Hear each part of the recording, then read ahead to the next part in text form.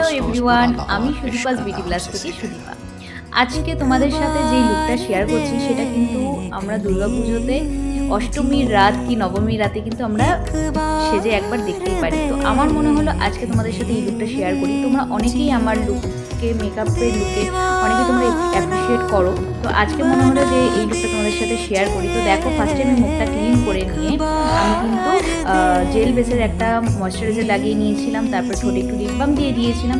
তারপর কিন্তু আস্তে আস্তে করে মেকআপের স্টেপগুলো আমি আগাচ্ছিলাম। তোমরা দেখতেই পাচ্ছ এখানে আমার ডার্ক স্পটগুলোকে ঢাকার জন্য কনসিল করে নিচ্ছি। আর অবশ্যই এই গরমে তোমরা যারা দিনের বেলা মেকআপ করে বের হবে তার আগে কিন্তু অবশ্যই তোমরা সানস্ক্রিন অবশ্যই ইউজ করবে, কেউ কিন্তু ভুলো না। আজকে মনে হলো যে তোমাদের সাথে একটা লাইট বেসের লুক, সফট লুক তোমাদের সাথে শেয়ার করি। তো এর জন্যই আমি তোমাদের সাথে লুকটা শেয়ার করছি।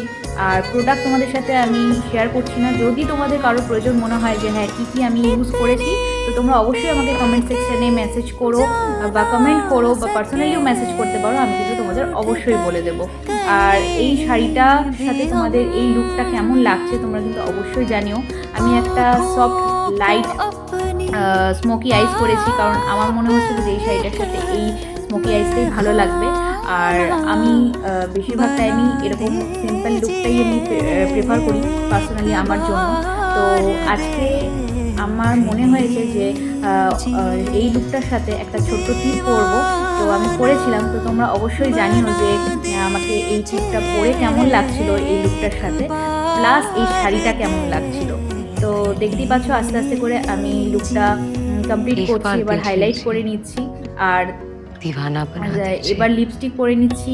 নেওয়ার পরে তোমরা দেখতে পাচ্ছ যে লুকটা কমপ্লিটের দিকে। তো বলো অবশ্যই যে তোমাদের এই লুকটা কেমন লেগেছে, আর কমেন্ট সেকশনে কিন্তু জানাতেই হবে যে এই লুকটা কেমন লেগেছে। এই হলো আমার ফাইনাল লুক। एक बार दे